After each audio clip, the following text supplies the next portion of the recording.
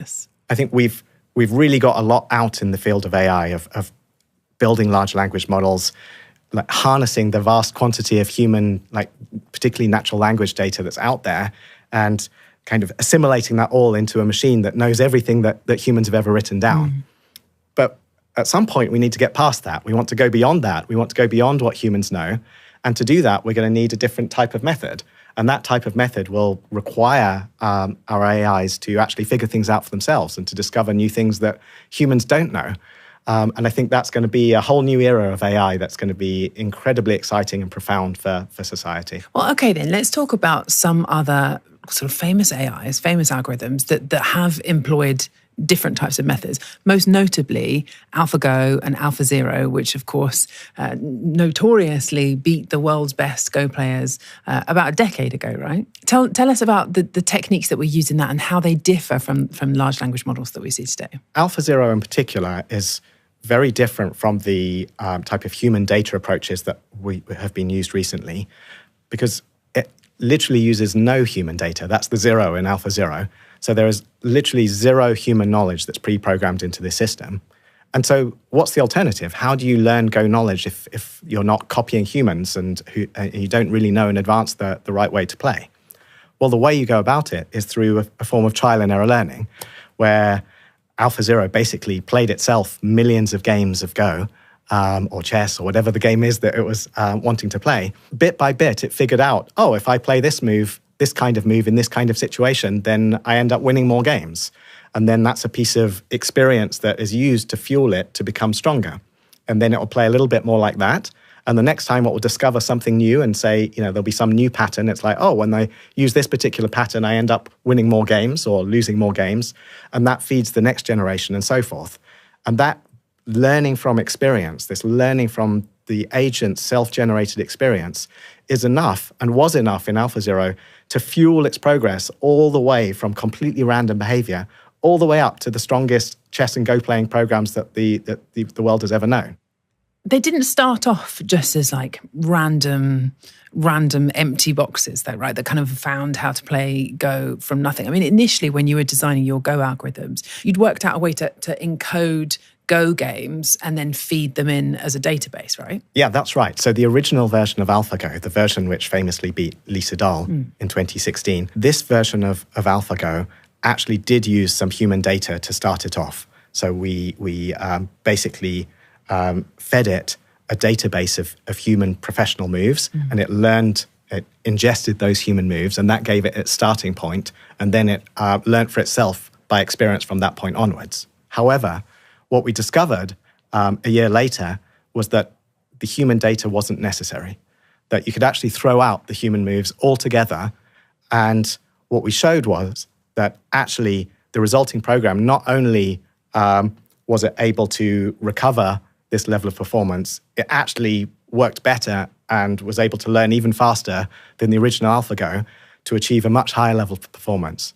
I mean, that is such a strange idea. It's such a strange idea that you throw away the human data and you find not only was it not necessary, but it was actively limiting performance in a way. One of the hard lessons for people in AI, this is sometimes called the bitter lesson of AI, is that we really want to believe that all of the knowledge that we've accumulated as humans is really important. We really want to believe that. And so we feed it into our systems, we build it into our algorithms. What happens is that actually that makes us design the algorithms in a way which is maybe fitted to the human data and is less good at actually learning for itself.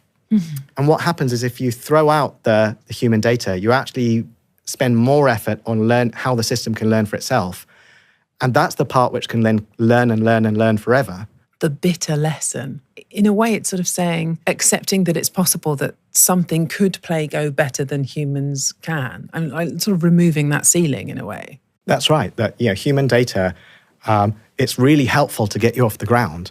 But there is a ceiling to everything that humans have done. And we see that in Go. There was a maximum level of performance that humans have ever achieved. And we need to break through these ceilings. And in AlphaZero, we were able to break through that ceiling by building a system that learned for itself by self-play and got better and better and better until it blasted through that ceiling and went far beyond. And I think the idea of the era of experience is that we find the methods that allow us to break through that ceiling everywhere. We build AI systems that become superhuman in all of the capacities that humans seem so amazing, but we find the way to go beyond that. Let me just stick with Go for a second, okay, before we get on to the other ways that you can get rid of human data and thus improve on human ability. Yeah. Because it sort of sounds a little bit, when you say let's just get rid of all of the games of Go that humans have played and start with nothing, it sort of sounds like a magic trick. Just tell me a little bit about the techniques that you're really using there in order to get a machine to, as you say, chain together thousands and thousands of different ideas in order to be amazing at the game of Go. Well, the main idea is an approach that we call reinforcement learning. And the idea of reinforcement learning is you basically give the outcome of your game a number, and we say, +1 if you win and -1 if you lose. 1 point. Exactly, Yeah. Exactly. And what we do then with reinforcement learning is we get the system to basically, we give it a reward each time it does something right, and we train the system to basically reinforce. That means do more of the things that get more reward. In terms of, for example, if you've got a neural network like we do in AlphaGo that's picking the moves, what you want to do is tweak the weights of your neural network a little bit in the direction that gives you more reward. And that's the main idea of reinforcement learning. A game of Go is quite long. How do you make it so that you do the right moves in the beginning so that you end up with the right outcome towards the end? Like, how do you distribute, as it were, that one single point that you're offering? How do you work out which bits of the game are important, I suppose? So this is a really important problem. It's called the credit assignment problem. And the idea is that if you're absolutely right that you could have had, 100 or 200 or 300 different moves, and then at the end you just get one bit of information saying, win or loss. And you somehow have to work out which of the moves in the game were responsible for winning and which of the moves in the game were responsible for losing. And there's lots of ways to do that. The simplest way is just to assume that everything that you've done contributes a little bit to that outcome at the end.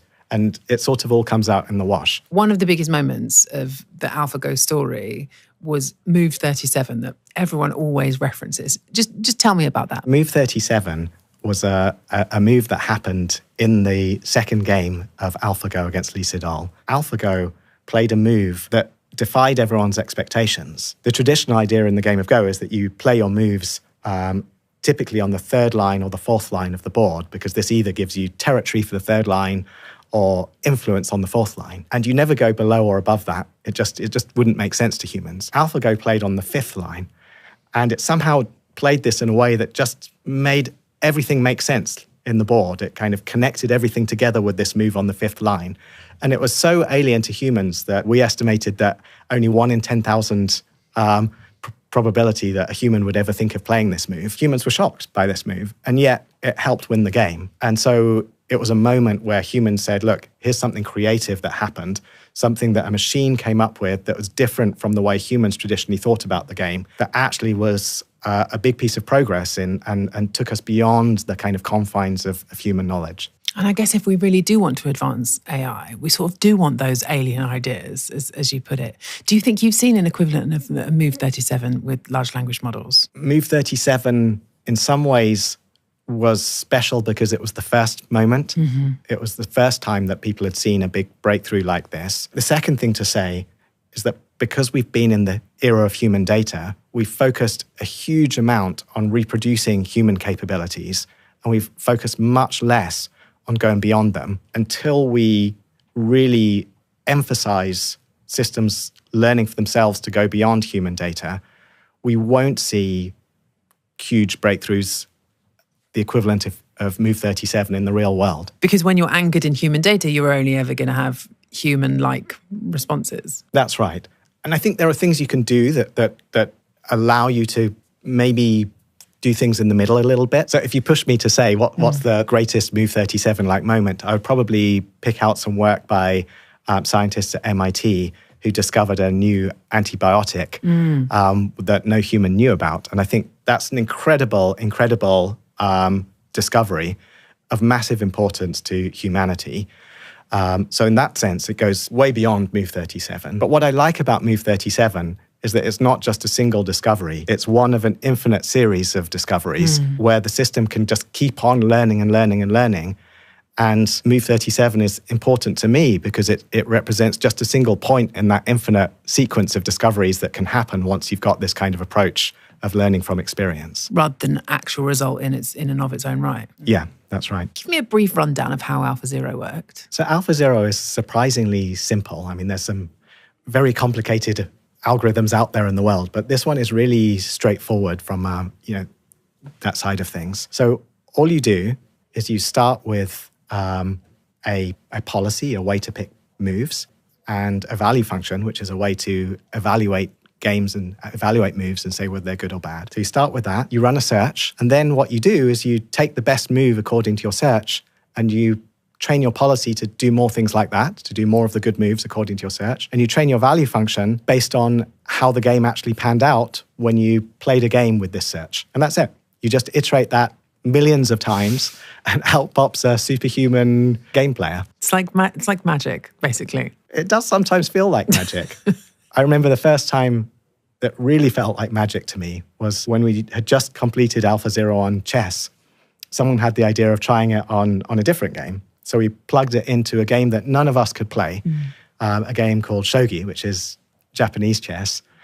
And we had no idea how to play this game, but we plugged it in. What, you didn't even know the rules? The system knew the rules. The agent, we taught it the rules. So we knew the rules of the game, but none of us had the first clue of how to really, strategy or tactics. It would have been like blunder after blunder if we'd been playing this game. And we just plugged it in, and it was literally the first ever time we ran AlphaZero on shogi. We had no idea whether it was good or not. We couldn't evaluate it. We sent it off to Demis, who's actually a reasonably strong player, of course.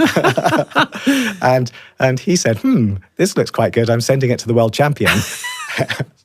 And the world champion said, I think this is superhuman. And so it literally felt like magic because